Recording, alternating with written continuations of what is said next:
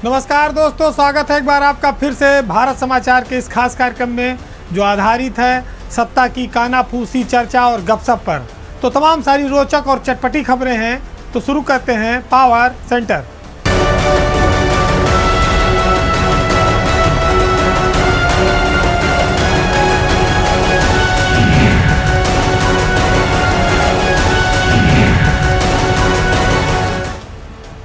वैसे तो लखनऊ और कानपुर के बीच में ज़्यादा दूरी नहीं है, गंगा नदी का ही अंतर है, लेकिन भाजपा में अनुशासन इन दिनों लखनऊ और कानपुर के बीच दूरी को बढ़ा रहा है, तार तार हो रहा है।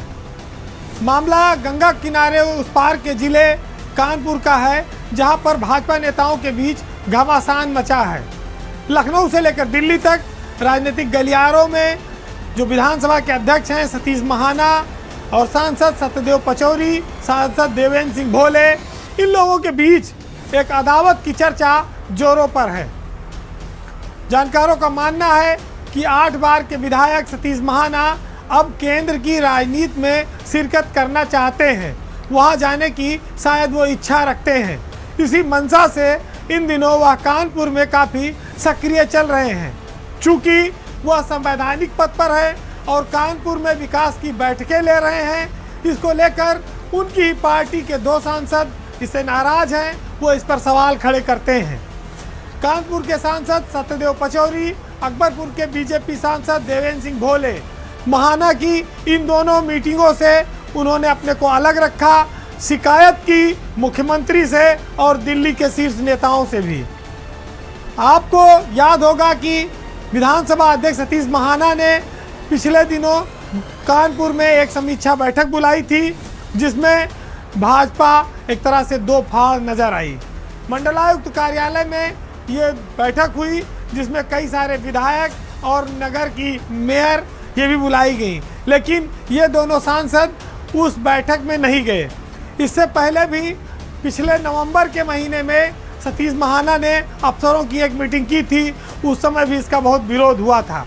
तो इसका मतलब ये हुआ कि 6 महीने में दोबारा जब मीटिंग हुई, इसमें ज़्यादा परिस्थितियां नहीं बदली, नेताओं के मतभेद नहीं मिटाए जा सके। जो अनुशासन की बात करते हैं, जो अपने आप को एकजुट कहते हैं कि उनकी सबसे मजबूत पार्टी है, कहीं कोई विचारों का विरोध नहीं है, वहाँ 6 महीने बाद वही स्थिति है जो 6 महीने पहले थी। उस समय भी दोनों सांसदों ने सतीश महाना की मीटिंग का विरोध किया था और आज भी वही स्थिति है।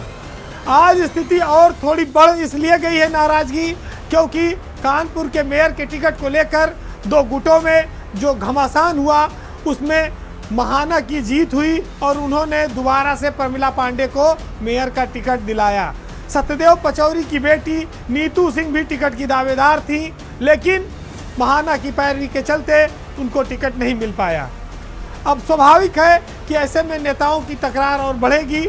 इसी बीच महाना की विकास कार्यों को लेकर बैठक जले पर नमक छिड़कने की तरह हो गई है। बीजेपी इस समय उत्तर प्रदेश और देश में अपनी सियासत के शीर्ष पर है, लेकिन नेताओं के बीच गुटबाजी और टांग खींचने की लेकर एक दूसरे के बीच जलन की भावना, आगे बढ़ने न देने की तरकीबें, ये सब हर हथकंडे सियासत में घर की 4 दीवारी के भीतर चल रहे हैं। हालांकि बीजेपी इन विरोधों को दबाए रखने में कामयाब है, क्योंकि वो दोनों जगह पावर में है। लेकिन ये कब तक ऐसा चलेगा, ये बड़ा महत्वपूर्ण है, क्योंकि 2024 का लोकसभा चुनाव आ गया है। अगर सत्यदेव पचौरी का टिकट कटता है और महाना को टिकट मिलता है, तो स्वाभाविक है कि माना जाएगा कि उनको हरी झंडी थी और वो पहले से तैयारी कर रहे थे। लेकिन कुछ लोग ये कहते हैं कि संवैधानिक पद पर, विधानसभा अध्यक्ष के पद पर बैठे हुए व्यक्ति को सियासत में, विकास के कार्यों में इतनी सक्रियता नहीं दिखानी चाहिए। हालांकि सरकार को भी ये बात पता है, लेकिन मुख्यमंत्री के स्तर से और पार्टी के स्तर से भी अभी तक ना तो सतीश महाना को रोका गया, ना इन नेताओं के बीच कोई मेल मिलाप की कोशिश की गई। हमारे देश में जब जब प्राइमरी स्कूलों, प्राथमिक शिक्षा, बेसिक शिक्षा इसका नाम आता है तो जहन में एक तस्वीर उभरती है कि पुराने जर्जर स्कूल जिनकी इमारतें गंदी सी होंगी, टूटी फर्श होगी, ज़मीन पर बैठने के लिए टाट पट्टी पर गरीबों के बच्चे आपको नज़र आएंगे। ये तस्वीर हर जगह एक जैसी नहीं है। आज हम इसके विपरीत एक तस्वीर दिखाएंगे जो प्राइमरी स्कूलों को ये दर्शाती है कि वो कॉन्वेंट के स्कूलों को टक्कर दे सकते हैं। ऐसा संभव हुआ है एक युवा IAS अफसर की सोच से। बात आज मेरठ के CDO शशांक चौधरी की। शशांक चौधरी युवा IAS अफसर हैं, युवा जोश से लबरेज हैं। उन्होंने विद्यालयों की गरीब बच्चों के जीवन को बदलने की एक अभिनव पहल की है। इस पहल में ग्रामीण क्षेत्र के बच्चों में नयापन पैदा करने के लिए, उनको विज्ञान से और तकनीकी से जोड़ने के लिए, उनकी समझ को बढ़ाने के लिए शशांक चौधरी की ये पहल बड़ी रंग ला रही है। शशांक 2017 बैच के IAS अफसर हैं, दिल्ली के रहने वाले हैं, इंजीनियरिंग में BTech हैं। अभी वो CDO मेरठ के पद पर तैनात हैं, लेकिन ग्रामीण इलाकों में शिक्षा की गुणवत्ता बढ़ाने में वो एक नया नवाचार कर रहे हैं, जिसकी गूंज लखनऊ तक भी दिखाई और सुनाई देने लगी है। शशांक ने गाँव में कई ऐसी सारी प्रयोगशालाएं स्थापित कराई हैं जिसमें बच्चों को rocket, robot, artificial intelligence, computer coding, इन सब की जैसी शिक्षाएं प्राइमरी स्कूलों में दी जा रही हैं। शशांक चौधरी के इस काम की सराहना मुख्य सचिव और मुख्यमंत्री के स्तर पर भी हो चुकी है। उनके नवाचार के इस प्रयोग का प्रेजेंटेशन भी हुआ है।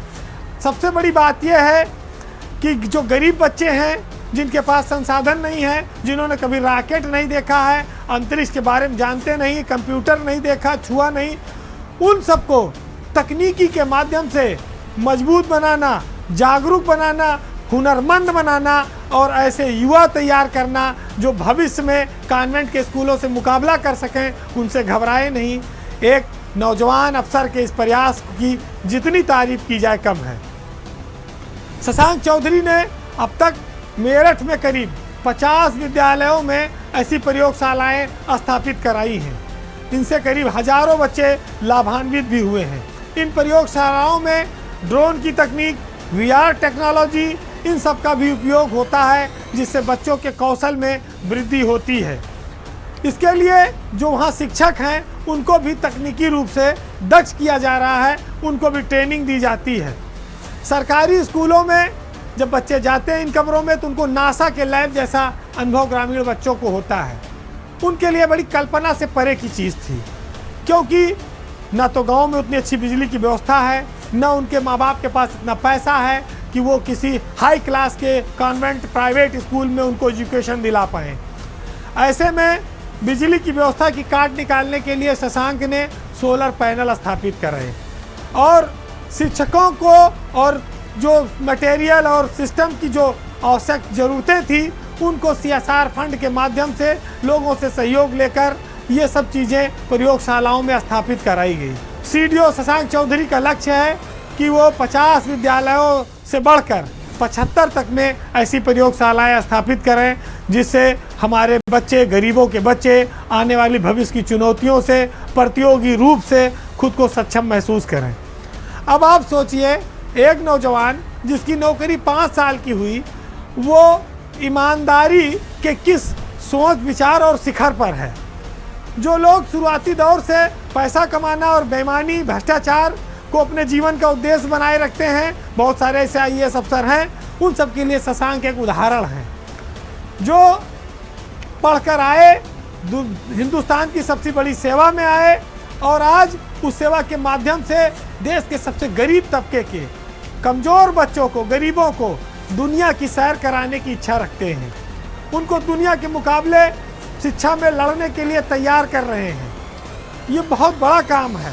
उत्तर प्रदेश की सरकार ने उनके इस काम की बड़ी सराहना की है।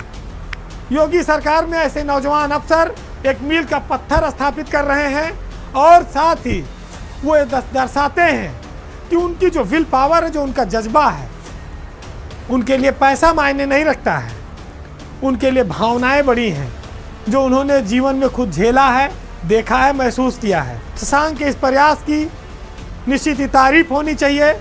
राष्ट्रीय स्तर पर भी आज तक ऐसा कोई उदाहरण मौजूद नहीं है जो एक आईएएस अफसर ने छोटी सी नौकरी में इतना बड़ा कारनामा किया हो। उनको राष्ट्रीय स्तर पर भी कई अवार्ड मिले हैं, लेकिन उत्तर प्रदेश सरकार पर अभी उनको और सम्मान मिलना बाकी है। अभी यूपी के फलक पर शशांक चौधरी के कारनामे और उनके किस्से और चमकेंगे। उनकी मेहनत अभी रंग ला रही है, अभी वो लोगों की नज़र में आना शुरू हुई है और वह दिन दूर नहीं जब शशांक अपने नाम के बजाय अपने काम से ज़्यादा जाने जाएंगे उत्तर प्रदेश में। अब बात उत्तर प्रदेश के एक पुराने रोग की है। रोग सबसे बड़ी कुर्सी का है, उत्तर प्रदेश पुलिस के डीजीपी का है। देश का सबसे बड़ा पुलिस फोर्स उत्तर प्रदेश में है। उसका जो मुखिया है वो अस्थायी तौर पर नहीं मिल पा रहा है। नए मुखिया को लेकर दोबारा चर्चाएं शुरू हो गई हैं, क्योंकि 31 मई को कार्यवाहक डीजीपी आर.के. विश्वकर्मा रिटायर हो जाएंगे। तो उत्तर प्रदेश जैसे बड़े राज्य में फिर कोई नया कार्यवाहक डीजीपी होगा या कोई अस्थायी डीजीपी मिलेगा, इसको लेकर कई सारी चर्चाएं हैं। वैसे जो संकेत शासन से मिल रहे हैं उससे ये साफ है कि अभी कोई अस्थायी डीजीपी मिलने वाला नहीं है। तो यानी कि यूपी का अगला डीजीपी भी कार्यवाहक ही होगा, इस बात की साफ सुगबुगाहट दिखाई दे रही है। पिछले 13 महीनों में ये तीसरा मौका होगा जब डीजीपी की कुर्सी कार्यवाहक के हवाले होगी। कार्यवाहक अफसर क्यों बन रहे हैं, ऐसा स्थितियां क्यों बनी, इस पर कई बार चर्चा हुई है, लेकिन ये बात ज़रूर है कि इस बार भी 1988 बैच का ही कोई आईपीएस अफसर डीजीपी की कुर्सी संभालेगा, भले ही वो प्रभारी के तौर पर हो। क्योंकि आप जानते हैं कि मुकुल गोयल को मई में जब 2022 में हटाया गया था, सरकार ने नाराज़गी के चलते उनको हटाया था। उसके बाद डीएस चौहान उनको कार्यवाहक डीजीपी बनाया गया। वो 11 महीने इस पद पर रहे कार्यवाहक के तौर पर और वो रिटायर होकर चले गए। उनके जाने के बाद आर.के. विश्वकर्मा को, जो 88 बैच के ही है, उनको भी कार्यवाहक डीजीपी का चार्ज दिया गया, लेकिन उनकी नौकरी 2 महीने ही बची थी। अब 31 मई को वो रिटायर हो जाएंगे, फिर कोई नया डीजीपी कार्यवाहक बनाया जाएगा। अभी 88 बैच में 2 और अफसर बचे हुए हैं। सबसे पहला नाम है उसमें विजय कुमार का। विजय कुमार की नौकरी अभी फरवरी 2024 तक है। इसी तरह से आनंद कुमार भी 1988 बैच के अफसर हैं और अप्रैल 2024 तक उनकी नौकरी है। इधर मुकुल गोयल अभी तक नौकरी में कायम हैं, वो भी फरवरी 2024 तक रहेंगे। अगर कोई प्रस्ताव सरकार संघ लोक सेवा आयोग को भेजती है तो ऐसे में मुकुल गोयल का नाम उसको भेजना मजबूरी होगा, क्योंकि वो इस समय सीनियर मोस्ट है उत्तर प्रदेश में। तो सरकार इस बात का हो सकता है कि इंतज़ार करे कि फरवरी भी बीत जाए। अगर फरवरी इधर बीताने के चक्कर में रहती है सरकार, तो कार्यवाहक देगी किसी न किसी को। उसमें विजय कुमार की संभावनाएं ज़्यादा लग रही हैं, क्योंकि वो जातीय इक्वेशन से भी फिट बैठ रहे हैं। आनंद कुमार को लेकर सरकार में कुछ नाराज़गी है। सरकार ने उनको नाराज़गी के तौर पर जेल विभाग से हटाया था। कुछ लोग उनके पीछे पड़े हैं, कुछ लोग नहीं चाहते कि वो डीजी के पद पर आए, क्योंकि उनके पास लंबा कार्यकाल है। तो ये सब तमाम तिकड़म है और सियासी खींचतान भी है। लेकिन इसी बीच सुप्रीम कोर्ट में एक रिट दाखिल हुई है और उस रिट में ये कहा गया है कि पंजाब और उत्तर प्रदेश 2 ऐसे राज्य हैं जहां कार्यवाहक डीजीपी से काम चलाया जा रहा है, जबकि सन 2004 में प्रकाश सिंह के केस में सुप्रीम कोर्ट ने कहा था कि जो भी डीजीपी होगा वो अस्थायी होगा और 2 साल के लिए बनाया जाएगा। अब अधिवक्ता ब्रजेश सिंह ने उसी को आधार बनाकर प्रकाश सिंह मामले को सुप्रीम कोर्ट में ये रिट फाइल की है और इस पर सुनवाई भी चल रही है। देखिए, डीजीपी की कुर्सी ऐसी होती है जो मुख्यमंत्री की पसंद के हिसाब से होती है। अगर डीजीपी मुख्यमंत्री की पसंद का नहीं होगा तो काम वो ठीक से कर नहीं पाएगा। इसी वजह से मुकुल गोयल की विदाई हुई थी। चौहान साहब 11 महीने रहे, लेकिन उनका रिटायरमेंट हो गया। अब ऐसे में जो नाम आते हैं वो विजय कुमार और आनंद कुमार हैं। कुछ लोग इस बात की भी संभावना जताते हैं कि स्पेशल डीजीपी के रूप में प्रशांत कुमार भी प्रमोशन पाए बैठे हैं, उनकर पर भी सरकार की कुछ मेहरबानी हो सकती है, लेकिन वो अभी जूनियर है। अगर उनको कहीं प्रमोट किया जाए तो कम से कम 15-20 लोगों को सुपरसीड करना पड़ेगा। वही एक बड़ी समस्या अटकी हुई है। नहीं सरकार की तो वो पहली पसंद बन सकते थे। हालांकि विजय कुमार या आनंद कुमार में से कोई नया कार्यवाहक डीजी उत्तर प्रदेश में बनेगा और यह तस्वीर 31 मई को साफ हो जाएगी, क्योंकि उस दिन विश्वकर्मा रिटायर होंगे और नया डीजीपी को चार्ज देना पड़ेगा। उत्तर प्रदेश में नगर निकाय चुनाव संपन्न हो गया। बीजेपी ने सारे नगर निगमों में जीत हासिल की। बड़े बड़े दावे किए जा रहे हैं, लेकिन कुछ ऐसे लोग भी हैं, मंत्री हैं, नेता हैं, जिनको अंदर खाने काफ़ी तकलीफ है। वो खुलकर हंस नहीं पा रहे हैं, क्योंकि चर्चा अब इस बात की है कि योगी सरकार के मंत्रिमंडल का विस्तार आने वाला है, होने वाला है, जिसमें कुछ लोगों के विभाग बदले जाएंगे, कुछ लोग हटाए जाएंगे और कुछ नए लोगों को मंत्रिमंडल में शामिल भी किया जाएगा। मंत्रिमंडल के विस्तार की चर्चा से तमाम सारे लोगों के चेहरे पर हवाइयाँ उड़ने लगी हैं, क्योंकि लोकसभा का चुनाव है 24 में, उससे पहले मंत्रिमंडल विस्तार करना पड़ेगा। चाहे जून में सरकार करे, जुलाई में करे या अगस्त में करे, इससे ज़्यादा नहीं खींचेगा। लेकिन इस विस्तार में किसे प्रमोशन मिलेगा और किसको डिमोशन, ये निकाय चुनाव की परफॉर्मेंस का आधार बनने वाला है। तो योगी सरकार में अगर आप देखें तो कई सारे ऐसे मंत्री हैं जिनके इलाकों में बीजेपी बुरी तरह हार गई है। पार्टी प्रदेश में सामूहिक रूप से तो जीत गई, लेकिन मंत्री अपने क्षेत्रों में सीट नहीं जिता पाए, वो चुपचाप बैठे हैं। इधर योगी सरकार में अभी मंत्रियों के 4 पद खाली हैं। 4 नए मंत्री वैसे भी बनाए जा सकते हैं, लेकिन लोग ये कह रहे हैं, जानकार ये मानते हैं कि जिन्होंने कमज़ोर प्रदर्शन किया है उन पर कार्रवाई होगी। पहले ये बात आती है कि कुछ मंत्रियों के विभाग बदले जा सकते हैं। इसमें सबसे शीर्ष पर अगर कोई नाम चल रहा है तो पीडब्ल्यूडी मंत्री जितिन प्रसाद का है, जिनके विभाग लगातार विवादों में है, बदनामी में है, और जितिन प्रसाद को इस सरकार का सबसे बड़ा विभाग दिया गया। जो कांग्रेस से बीजेपी में आए थे, जिन्हें खुद ही उम्मीद नहीं थी कि वो पीडब्ल्यूडी के मिनिस्टर बना दिए जाएंगे, अचानक से ऐसा चमत्कार हुआ कि उनको बहुत बड़ा महकमा मिल गया। और यही वजह रही, ज़्यादा खिला दो तो हजम नहीं होता है।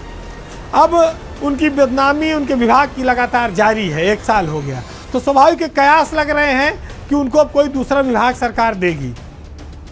दूसरा नाम आता है लघु उद्योग मंत्री MSME के राकेश सचान का। सरकार में चर्चा इस बात की है कि इनका भी विभाग सरकार बदल सकती है, क्योंकि वो काफ़ी विवादित हो गए हैं।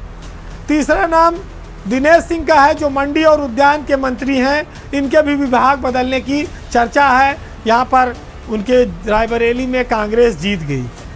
अब कुछ नए नामों की भी चर्चा है जो मंत्री बनाए जा सकते हैं। उसमें सबसे ज़्यादा रेस में जो नाम आगे हैं, उसमें पूर्व मंत्री श्रीकांत शर्मा, जो मथुरा से विधायक हैं, उत्तर प्रदेश के पूर्व ऊर्जा मंत्री हैं, उनको दोबारा से मंत्री बनाया जा सकता है। इसके अलावा महेंद्र सिंह, जो पहले पिछली योगी पार्ट 1 में जल शक्ति विभाग के मंत्री थे, उनको दोबारा से उत्तर प्रदेश सरकार में मंत्री बनाए जाने की संभावनाएं हैं। महेंद्र सिंह मुख्यमंत्री योगी के काफ़ी निकट और भरोसेमंद माने जाते रहे हैं।